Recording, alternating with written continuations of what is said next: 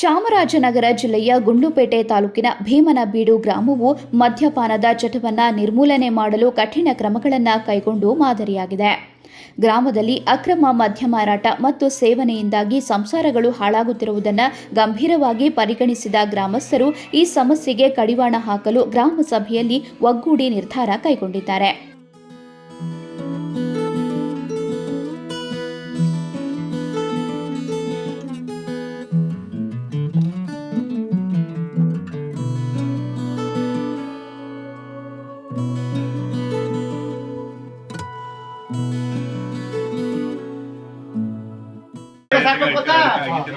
₹50,000 ತಪ್ಪು ಇಟ್ಕೊಂಡ್ ಕೊಟ್ಟವ್ರಿಗೆ 25 ಊರೋಟ್ಗೆ 25 ಸರಪ್ ಮಾಡಿದ್ರ ₹50,000 ತಪ್ಪು ಅಂತ ಸರ್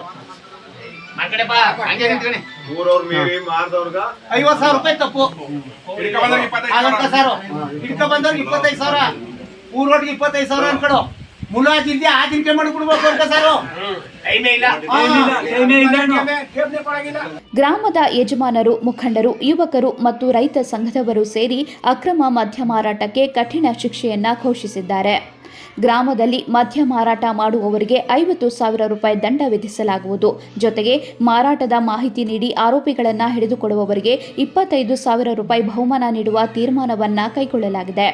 ಈ ಕಟ್ಟುನಿಟ್ಟಿನ ಕ್ರಮವನ್ನು ಜಾರಿಗೆ ತರಲು ಗ್ರಾಮಸ್ಥರು ಅಬಕಾರಿ ಇಲಾಖೆಯೊಂದಿಗೆ ಸಹಕರಿಸಿ ಮಾರಾಟಗಾರರ ಮನೆಗೆ ನೇರವಾಗಿ ಭೇಟಿ ನೀಡಿ ಕಾನೂನು ಕ್ರಮಕ್ಕೆ ಒಪ್ಪಿಸುವ ಪ್ರತಿಜ್ಞೆ ಮಾಡಿದ್ದಾರೆ.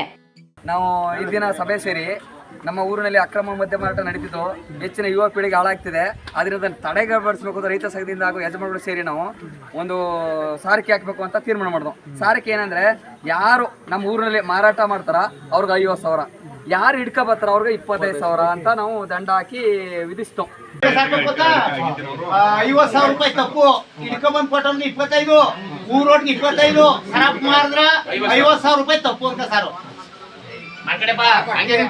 ಊರವ್ರ ಮೀರಿ ಮಾರ್ದವ್ರಗ ₹50,000 ತಪ್ಪು ಆಗಂತ ಸರ್ ಇಟ್ಕೊಂಡ್ಬಂದವ್ರಿಗೆ 25,000 ಊರೋಟ್ಗೆ 25,000 ಅನ್ಕಡು ಮುಲಾಜಿಲ್ದೆ ಆ ದಿನಕ್ಕೆ ಮಾಡಿಬಿಡ್ಬೇಕು ಅಂತ ಸರ್. ಈ ನಿರ್ಧಾರದಿಂದಾಗಿ ಗ್ರಾಮದಲ್ಲಿ ಅಕ್ರಮ ಮದ್ಯ ಮಾರಾಟ ಗಣನೀಯವಾಗಿ ಕಡಿಮೆಯಾಗಿದೆ.